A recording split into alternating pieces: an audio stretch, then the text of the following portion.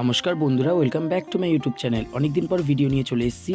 মুরগিরই গিলে মেটে ঠ্যাং কষা কার কার প্রিয় কমেন্টে জানিও। ওগুলো ভালো করে ধুয়ে এদিকে আদা রসুন ছাড়িয়ে শিলের মধ্যে বেটে নেবো। বেটে নেওয়া হয়ে গেলে গ্যাস ধরিয়ে কড়া বসিয়ে কড়াই সরষের তেল গরম হতে দেবো। তেল গরম হয়ে গেলে পেঁয়াজটা ব্রাউন করে ভেজে নেবো। ভেজে নিয়ে ওর মধ্যে টমেটো কুচি দিয়ে দেবো। টমেটো কুচি দিয়ে ভাজা হয়ে গেলে আদা রসুন বাটা, হলুদ গুঁড়ো, লঙ্কার গুঁড়ো, কাশ্মীরি লঙ্কার গুঁড়ো, জিরের গুঁড়ো দিয়ে ভালো করে কষিয়ে নেবো। পরিমাণ মতন জল দিয়ে জিনিসটাকে কষিয়ে নেবো।